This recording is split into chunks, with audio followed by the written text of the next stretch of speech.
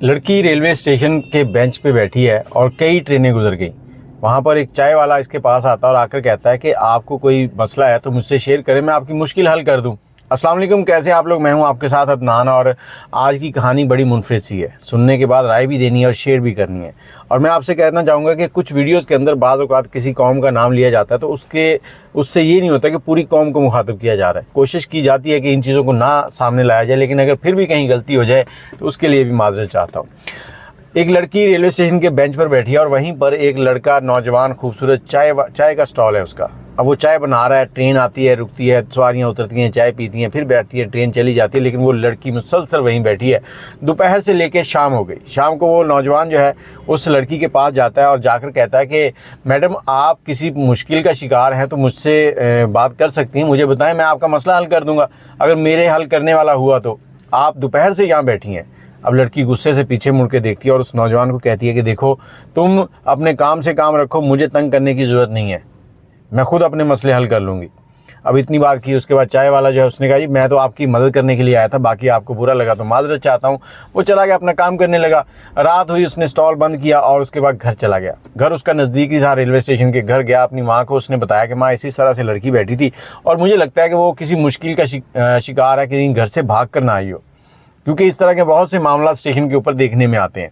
उसकी माँ कहती, बेटा तू अपना काम करिए, ले रोटी खा और सो जा, सुबह फिर काम पे जाना है। उसने रोटी खाई, सो गया। सुबह जब फजर की नमाज़ पढ़कर स्टेशन पे आया तो आकर क्या देखता है, वो लड़की उसी बेंच के ऊपर सोई हुई है। उसने अपना स्टॉल खोला, चाय बनाई, चाय का एक गर्म कप और एक साथ में केक लेके उस लड़की के पास चला गया। कहता, मैडम ये चाय पिए। लड़की ने उसके चेहरे की तरफ देखा और दुपट्टा सीधा करते हुए फटाफट सीधी होकर बैठ गई। अब बैठ गई है, चाय पकड़ी और केक पकड़ा है, उसने खाना शुरू कर दिया।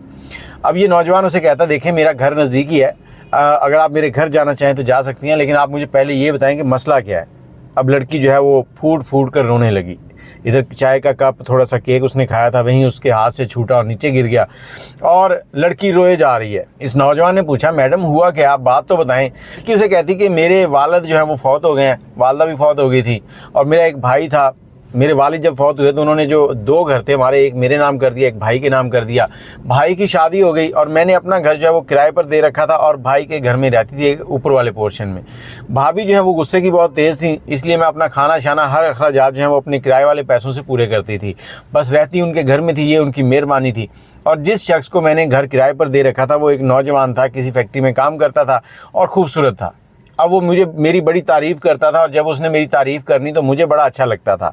मैं उसकी तारीफ़ सुनते सुनते पता नहीं कब उसके इश्क में गिरफ़्तार हो गई। उसने मुझे प्रपोज़ किया, फिर हमारे दरमियान बातें होने लगी। अब उसने मुझे कहा कि हम शहर चलते हैं, शहर जाके कारोबार करेंगे और शादी कर लेंगे। तो मैंने क्या किया कि उसके कहने पर, उसकी बातों में आकर अपना घर बेच दिया। जब मैं घर बेचने लगी थी तो मेरे भाई ने मेरे ऊपर बहुत प्रेशर डाला कि ना बेचो, तुम क्या कर रही हो, तुम गलती कर रही हो। लेकिन मुझे भाई की कोई बात जो है ना वो समझ नहीं आ रही थी। मैं चाहती थी कि मैं जल्द से जल्द अपने उस आशिक के साथ कहीं चली जाऊँ, उसके साथ ज़िंदगी गुजारूँ, क्योंकि मुझे उससे सच्ची मोहब्बत थी। अब वो शख्स जो है उसको मैंने मकान बेचकर पैसे उसको दे दिए, उसने अपने बैंक अकाउंट में रखे हैं और हम यहाँ स्टेशन पर आ गए हैं। जैसे ही हम स्टेशन पर पहुँचे हैं तो यहाँ पर उसने मुझे कहा कि तुम बैठो, मैं टिकट लेके आता हूँ। अब वो टिकट लेने गया, वापस नहीं आया अब तक, और मुझे लगता है कि अब वो मुझे धोखा दे गया, वो पैसे लेके रफू चक्कर हो गया और मैं घर वापस नहीं जा सकती, क्योंकि जब मैंने पैसे उसके अकाउंट में डलवाए थे तो मेरे भाई ने मुझे साफ अल्फाज में कहा था कि आज से तू हमारे लिए मर गई और हम तेरे लिए मर गए, तू अपनी मर्जियाँ करती है। अब ये लड़की रोए जा रही है। उसने कहा चलो उठो, मेरे घर चलते हैं। घर लेके गया। जैसे उसकी माँ ने देखा कि ये अभी काम पर गया था, अभी आ गया, तो घर जाके इसने माँ को बताया कि माँ, ये वही लड़की है जो रात को उधर बैठी थी, जिसका मैंने जिक्र किया था। अब माँ ने उस बच्ची को पकड़ा और पकड़ के अंदर ले गई, जाके बिठाया, कोई खाने को दिया। अब उसकी माँ उसके साथ बातें कर रही है, उसका कह रही है कि देखो, तुम जब तक चाहो यहाँ रह सकती हो, जब तक तुम्हारा कोई मसला हल नहीं हो जाता। अब ये उसी घर में रहना शुरू होगी। इस घर में उसने काम शाम करने, उसकी माँ का हाथ बटाना लड़के की, और मामला सेट होने लगे। अब ये लड़की जो है एक दिन बाज़ार जाती है सामान लेने, तो वहाँ से आते हुए एक जगह लॉटरी बिक रही थी। इसने लॉटरी की टिकट ले ली कि चलो हो सकता है कोई इनाम निकल आए। लॉटरी की टिकट ली और उन्होंने कहा कि फ़लाँ तारीख को इसकी अनाउंसमेंट है और फ़लाँ चैनल केबल का जो है उसके ऊपर इसकी आएगी कि कौन जीता है। घर आई, इसने लड़के की माँ को बताया कि इसी तरह से मैं आज गई थी और वहाँ से मैंने लॉटरी का टिकट ले लिया। तो लड़के की माँ कहती, बेटा ये सब फ्रॉड होते हैं, कुछ नहीं होता, ये ऐसे तुमने चलो पैसे ज़ाया कर दिए हैं, चलो कोई बात नहीं, लेकिन दोबारा इस तरह के काम ना करना। अब ये लोग खामोश हो गए। कोई 10-15 दिन के बाद जब उसकी अनाउंसमेंट थी, इन्होंने टीवी लगाया। लड़की के जहन में था कि अनाउंसमेंट होनी है, मेरा इनाम निकलेगा शायद, उसको उम्मीद थी। और टीवी चल रहा है, विनर अनाउंस हो रहे हैं, इनका नाम नहीं आ रहा, सुने जा रहे हैं। आखिरी इनाम जो था ना वो 1 करोड़ का था।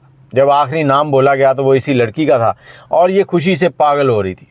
अब इनको 1 करोड़ रुपये लॉटरी मिल चुकी थी। और इससे पहले लड़के की माँ जो है, कुछ 1 महीना पहले उसने लड़की से कहा था कि तुम्हें मेरा बेटा कैसा लगता है, क्या तुम मुझसे शादी करना चाहोगी। लड़की ने कोई जवाब नहीं दिया था, खामोश थी। अब जैसे ये लॉटरी निकल आई उसके बाद इनको पैसे मिल गए। मीडिया वाले आए, कवरेज कर रहे हैं। जब मीडिया वाले कवरेज कर रहे हैं तो वो व्हाट्सएप पे इधर उधर मैसेज रवाना होने लगे। लोगों ने वीडियो भेजनी शुरू कर दी कि एक लड़की जिसकी 1 करोड़ की लॉटरी निकल आई है। और उस वीडियो, वो जो वीडियो है ना, वो इसके आशिक तक भी पहुंचती है। आशिक बड़ा खुश होता है कि मैं अब इसको जाके फिर उल्लू बनाता हूँ, इससे पैसे बटोरूंगा। अब वो वहाँ से निकलता है, इसके घर आता है, क्योंकि मीडिया जहाँ से वो व्हाट्सएप हो रहे थे, जहाँ वो एड्रेस इनका बताया गया था, वो एड्रेस पे पहुँचा। आकर उसने दरवाज़ा खटखटाया आगे से, इसी लड़की ने दरवाज़ा खोला। और इस घर का जो मालिक नौजवान था, जो चाय बेचता था, वो भी घर पे ही था। वो पीछे आया लेकिन फिर पीछे हट गया। अब जब लड़की ने उससे पूछा, हाँ, तो ये आगे से इसका आशिक कहता कि मैं जब टिकट लेने गया था तो मेरी जेब किसी ने काट ली, और जैसे ही उन्होंने जेब काटी तो मैं उससे लड़ पड़ा और उसने मेरे ऊपर FIR कटवा दी, मेरे चाकू भी मार दिया, मैं जेल था। अब लड़की कहती है अगर तुम्हारी जेब कट गई, तुम्हें उन्होंने FIR कटवा दी, तुम्हें चाकू भी मारा, तो मैंने थाने के अंदर रिपोर्ट दर्ज करवाई थी, मुझे पुलिस ज़रूर बताती। तुम मेरे साथ फ्रॉड कर रहे हो, तुम पहले भी मेरे पैसे लेके भाग गए थे, अब तुम फिर आ गए हो, मेरे पास पैसे आए हैं तो दफ़ा हो जाओ, निकल जाओ यहाँ से। अब इतनी बात करती है, दरवाज़ा बंद कर देती है और वो चला जाता है। पीछे मुड़ती है तो वो नौजवान चाय वाला खड़ा होता है, कहता अब तुम में फ़ैसले लेने की हिम्मत आ गई है, अच्छा किया तुमने।